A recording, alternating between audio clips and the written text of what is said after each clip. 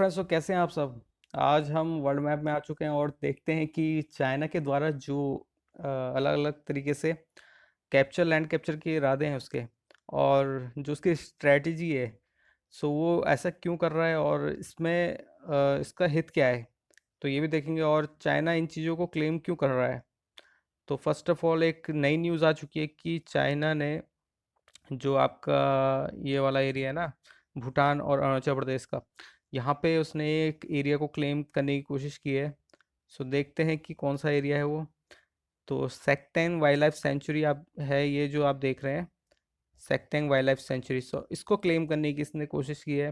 बोला है कि ये इसका पार्ट है during the meeting of IMF, और इसमें इनको पैकेज दिया जाना था for development of setting wildlife sanctuary. But ये जो चाइना है ये क्लेम कर रहा है कि ये उनका पार्ट है। बट ये बॉर्डर शेयरिंग तो कहीं हो ही नहीं रही इसकी भूटान के साथ। आपको दूसरी पिक्चर से थ्रू दिखाता हूँ, ना ही कोई बॉर्डर शेयरिंग हो रही है इसकी। सो इसका मेन रीज़न ये है कि चाइना जो अपने फ्रेंडली जो नेबर्स कंट्रीज़ हैं उनके साथ ये डिस्प्यूट बनाए रखना चाहता है, ताकि उनके अंदर प्रेशर आता रहे और वो या तो उनके साथ फ्रेंडली रिलेशन बना दें, और या तो वो फिर ऐसे ही मतलब उनका लैंड कैप्चर करते रहे। अब जैसे भूटान है, भूटान को भी कई बार चाइना की सेना को पीछे धकेलना पड़ता है। और नेपाल में तो खैर, जो नेपाल का काफ़ी ज़्यादा लैंड है, जो कि आपका अ, इस वाले एरिया में है, ये पूरा एरिया। सो यहाँ पे उसने कई सारी जगह अपने जो लैंड एक्वायर है वो बढ़ा दिया है, और काफ़ी ज़्यादा लैंड एक्वायर कर लिया है नेपाल के ही एरिया में। और ये डिस्प्यूटेबल ही है अभी, जो उसने यहाँ पे जो चल रहा है उसका विवाद यहाँ पे इंडिया के साथ।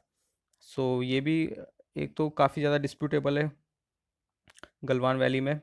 और यह रीज़न इसका इसलिए है क्योंकि जो गलवान वैली है ना वो चाइना के लिए काफ़ी इम्पोर्टेंट रखती है। इसका इम्पोर्टेंस ये है कि चाइना इस गलवान वैली के इतने हिस्से को कट करने की सोच रहा है। और ये मैं नहीं कह रहा, ये कई सारे एक्सपर्ट्स भी कह रहे हैं कि क्यों, क्योंकि चाइना चाहता है कि उसको यहाँ से जो एक्सेस है वो काफ़ी ज़्यादा हो जाए और लैंड भी एक्वायर हो जाए। और जो मेजर रिवर्स जो फ्लोट करती हैं, जो चाइना की तरफ, वो जो पाकिस्तान की तरफ जाती हैं, और जो कई सारी रिवर्स इंडिया में भी बहती हैं, उनका मेन सोर्स है जम्मू एंड कश्मीर। सो पाकिस्तान इन चीज़ों को चाहता है और चाइना भी। तो इसी वजह से दोनों के मेन फोकस आर्मी का यहाँ से पाकिस्तान का, और सेकंड तरफ से चाइना का। तो टू फ्रंट वॉर, तभी ये एक तरह से स्ट्रेटजी बनानी सोच रहे हैं कि हम टू फ्रंट वॉर भी लड़ सकते हैं। और ये इंडिया के लिए काफ़ी ज़्यादा मुश्किल परिस्थिति हो सकती है, बट भारत इस चीज़ को मैनेज कर सकता है आज के दौर पे।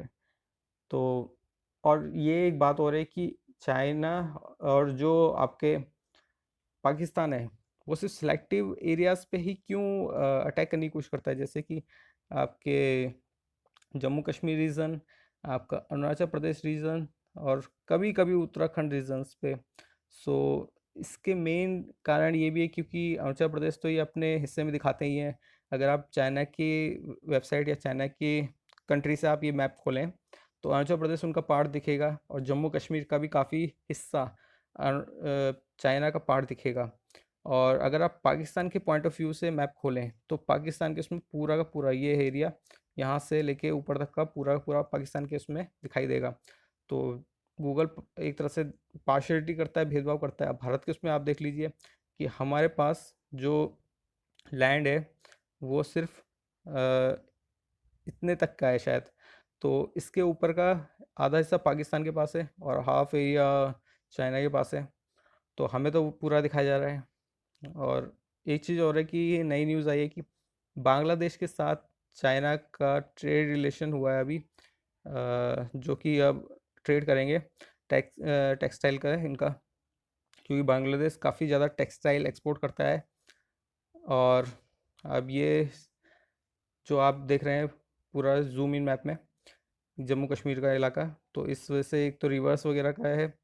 और सेकंड वन डिस्प्यूट है कि जो एल है, जो लाइन ऑफ एक्चुअल कंट्रोल है, उस वजह से भी डिस्प्यूट चाइना के साथ बना रहता है। पाकिस्तान के साथ तो हमने LOC कर दी है, सो हमने यहाँ पे डिस्प्यूट नहीं है। बट चाइना के साथ इसलिए है क्योंकि चाइना को एक तरह से एक्चुअल जो लाइन ऑफ कंट्रोल है, तो वो चाइना को पसंद नहीं है। चाइना चाहता है कि हमें और एरिया एक्वायर करना है यहाँ पे। तो अब पाकिस्तान में जो सी पैक कॉरिडोर बन रहा है, जो चाइना पाकिस्तान सी पैक कॉरिडोर जो यहाँ से बन के गुजर रहा है, तो इसको भी चाइना फंडिंग कर रहा है। और ये कहाँ से, इंडिया के आपके जम्मू एंड कश्मीर एरिया से जा रहा है। बट इसको चाइना चाहता है कि ये जो डिस्प्यूटेबल एरिया है, जैसे आपका ये जम्मू कश्मीर का एरिया है, ये सारा का सारा विवाद ही ख़त्म हो जाए। इस वजह से भी वो जम्मू कश्मीर रीजन को चाहता है, क्योंकि इन केस फ्यूचर अगर भारत को या फिर किसी और तरीके से भारत ने युद्ध के थ्रू अगर ये हासिल कर लिया, तो पाक चाइना का जो इन्वेस्टमेंट है जो यहाँ किया गया है, वो सारा बेकार हो जाएगा कराची जो बंदरगाह तक है। सो ये चाइना को पसंद नहीं है, और चाइना चाहता है कि ये पूरा एरिया उसे मिल जाए। और चाइना भारत को घेरने की कोशिश भी कर रहा है इस तरीके से। सो लेट्स अब देख लेते हैं कि यहाँ पे चाइना ने क्या किया है। ये आपका श्रीलंका है। तो श्रीलंका में हम्बन टोटा पोर्ट, जो कि ये है आपका जूम इन पिक्चर में हम्बन टोटा पोर्ट, तो ये 100 साल की लीज पे चाइना को दे दिया है। 100 साल की लीज पे। और चाइना को ये इसलिए दिया क्योंकि श्रीलंकन गवर्नमेंट डेप्ट पे नहीं कर पा रही थी, जो कि डेप्ट का अमाउंट था काफ़ी ज़्यादा था। इन्होंने इंफ्रास्ट्रक्चर डेवलपमेंट किए उस चाइनीज़ पैसे से, बट आफ्टर देन ये पे नहीं कर पाए उस डेप्ट को। और चाइना का सिर्फ इन्फ्लुएंस इतने ही एरिया तक नहीं है, चाइना का इन्फ्लुएंस है आपका साउथ चाइना सी तक। सो साउथ चाइना सी में आपके जो वियतनाम है आपका, आपकी फिलीपींस है, और दूसरी जो कंट्रीज़ हैं थाईलैंड, और इन सब जितने भी कंट्रीज़ हैं, तो चाइना इस रूट को अपना हिस्सा मानता है, अपने जो अपने सिल्क रूट का। सो चाइना चाहता है कि भाई जो ट्रेड है उसमें उसकी परमिशन वगैरह होनी चाहिए, तो अपनी मिलिट्री प्रेजेंस यहाँ पे बनाए रखता है चाइना। और इस वजह से उसका डिस्प्यूट है वियतनाम के साथ। और वियतनाम को भारत ने कुछ टाइम पहले 2011 में एक 2011 में एक डील साइन अप हुई थी ब्रह्मोस मिसाइल की। सो अभी तक वो फाइनल स्टेज पे नहीं गई है। भारत को उस डील को आगे बढ़ाना चाहिए। वियतनाम कई बार पुशअप पीछे से कह भी चुका है कि हमें वो डील अभी आगे बढ़ानी चाहिए। बट भारत कई सारे रीजंस की वजह से, जैसे चाइना के साथ ज़्यादा डिस्प्यूट नहीं करना चाहता, उस वजह से भी भारत इन चीज़ों में इग्नोर करता आ रहा है। अब बात कर लेते हैं ताइवान की भी। सो पहले वियतनाम का देख लेते हैं थोड़ा। यहाँ पे आप देख रहे हैं कई सारे छोटे आइलैंड है, जो कि जिनमें से कुछ तो चाइना के द्वारा बनाए गए हैं। तो यहाँ यहीं यहीं कहीं पे उन्होंने एक कृत्रिम द्वीप भी बना रखा है। आप गूगल मैप्स में देख लीजिएगा, इसमें शो नहीं कर रहा होगा। तो चाइना ने अपनी मिलिट्री प्रेजेंस वहाँ पे बनाए रखी है, और ये अमेरिका भी इसको पसंद नहीं कर रहा है। और साउथ चाइना सी में एक बड़ी न्यूज़ आई है कि यूएस नेवी ने अपने 2 एयरक्राफ्ट कैरियर सेंड किए हैं। सो 2 एयरक्राफ्ट कैरियर हैं उनके, the Ronald Reagan first of all and the Nimitz second. So ये दो इन्होंने अपने साउथ चाइना सी में अपने 2 एयरक्राफ्ट भेजे हैं। और ये चाइना के लिए भी काफ़ी ज़्यादा प्रॉब्लमेटिक है, क्योंकि यहाँ पे जो यूएस और चाइना, जैसे यूएस और चाइना, तो दोनों के दोनों अपनी मिलिट्री एक्सरसाइज कंडक्ट कर चुके हैं। और अगर कोई भी एनी काइंड ऑफ लीकेजेस अगर दोनों के बीच में होती है, या मिसाइल या कुछ भी, क्योंकि ये काफ़ी आस पास हैं, और अगर कुछ भी गड़बड़ी होती है तो ये एक वॉर के संकेत भी हो सकते हैं फ्यूचर में। क्योंकि अगर बाय द वे यूएस की एयरक्राफ्ट कैरियर को भी कुछ होता है इस ड्यूरिंग ड्रिल एक्सरसाइज में, क्योंकि चाइना के साथ तो वो ड्रिल एक्सरसाइज कर नहीं रहे हैं, वो खुद से कर रहे हैं, अपनी फ्रेंडली कंट्रीज़ के साथ कर रहे हैं, वियतनाम के साथ भी। बट अगर ये ज़्यादा से ज़्यादा अगर इसका इम्पैक्ट होता है लार्जली इन साउथ चाइना सी, सो ये काफ़ी ज़्यादा आगे बढ़ सकता है। और इसमें आप दो मेन, एक कंट्री और एक सिटी देख रहे होंगे जो कि काफ़ी ज़्यादा पॉपुलर है। एक तो वुहान आपकी जो कि आपके कोरोना वायरस से इम्पेक्टेड है, और इसने कोरोना वायरस को वर्ल्ड वाइड फैलाया भी है। ओके, जैसे कि इनका 21 या 22 जनवरी से इनका आता है न्यू ईयर। तो उसमें ये जो वुहान से जितने भी कई सारे लोग थे वो घूमने के लिए विदेशों में चले गए, और चाइना ने इनको रोका तक नहीं। चाइना ने इस डिस्प्यूट को रोकने की कोशिश भी नहीं की, मतलब इस वायरस को, और ये फैलता चला गया। और ताइवान का एक बता दूं कि ताइवान और चाइना पहले एक ही थे। तो ताइवान बाद में अलग कैसे हुआ 1949 में, क्योंकि चाइना को कंट्रोल कर रहा था People's Republic of China, communist government, और ताइवान को कंट्रोल कर रही थी Republic of China. So communist सरकार जो थी वो हावी हो गई रिपब्लिक ऑफ चाइना पे, और इन्होंने इनको पुश बैक कर दिया यहाँ से ताइवान की तरफ। तो ये जितने भी थे रिपब्लिक ऑफ चाइनास वो यहाँ सिमट के रह गए, और उसके बाद ये यहीं से अपनी गवर्नमेंट कंट्रोल करने लगे, जो अपनी ताइवान की थी सरकार।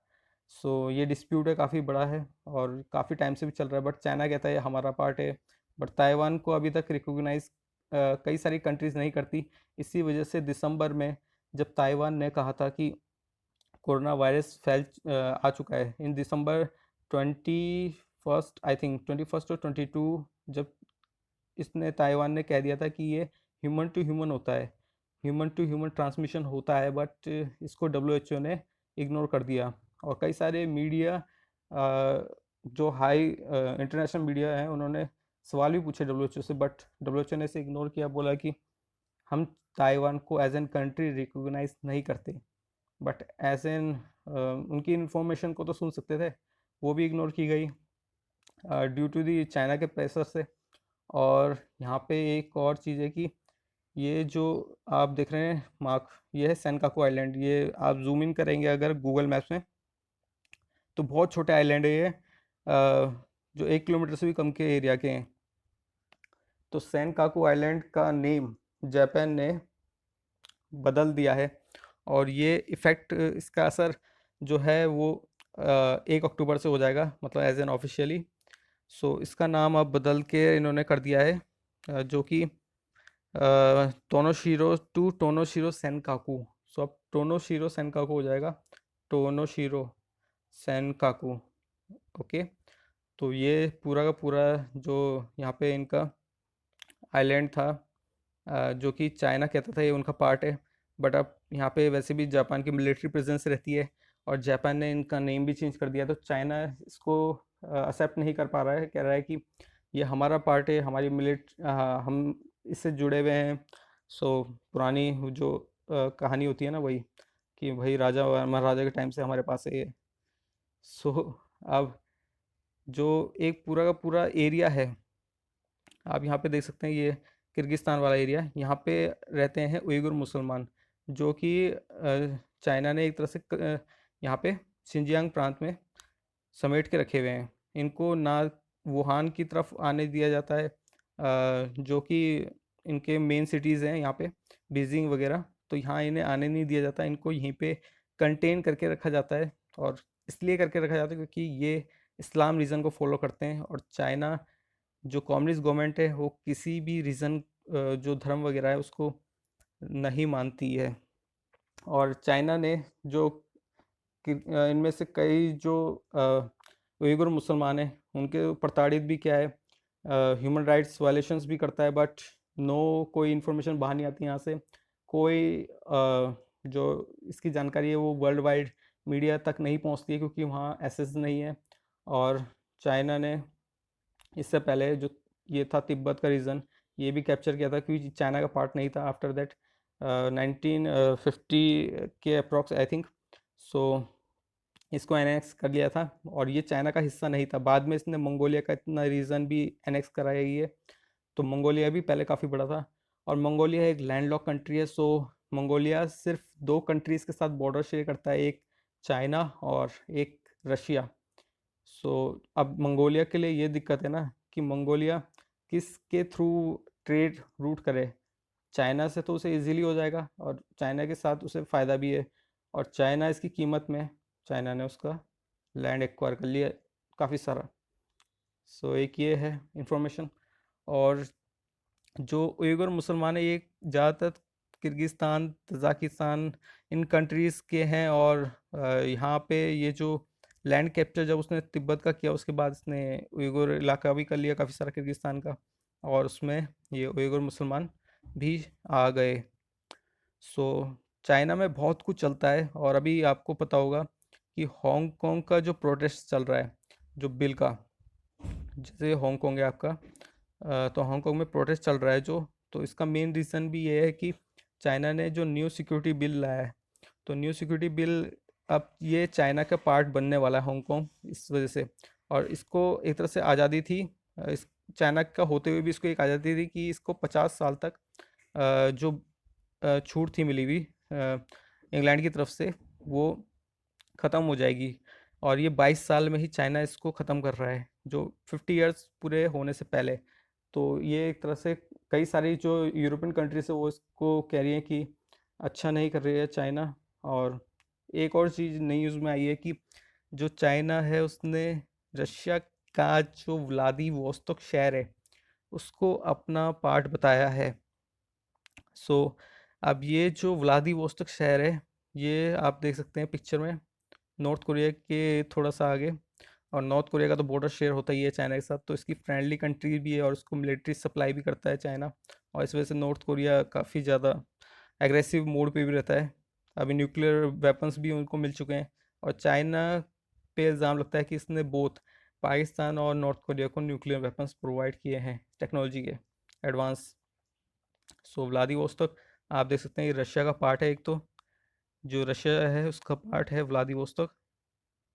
और व्लादिवोस्तोक को उसने क्लेम इसलिए किया क्योंकि जो कि मंचू क्विंग डायनेस्टी थे 1850 अप्रॉक्स, सो उस समय ये चाइना का पार्ट हुआ करता था। बट विदाउट वॉर इन्होंने जो उनकी रशिया की आर्मी थी वो व्लादिवोस्तोक तक आ चुकी थी, तो इन्होंने हाथों हाथ इनको पकड़ा दिया व्लादिवोस्तोक शहर।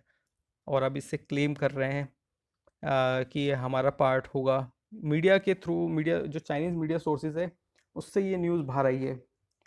तो व्लादिवोस्तोक को ये क्लेम कर रहे हैं। और व्लादिवोस्तोक शहर अब पार्ट नहीं रहा इनका, जो कि अब है रशिया का पार्ट। और व्लादिवोस्तोक शहर रशिया के लिए भी एक इम्पोर्टेंट जगह रखता है, क्योंकि व्लादिवोस्तोक से ही जो रशिया है उस वो अपना ट्रेड करता है, जो कि यहाँ से इंडिया और कई सारी कंट्रीज़, और इधर से वो अमेरिका वगैरह में भी ट्रेड करता है।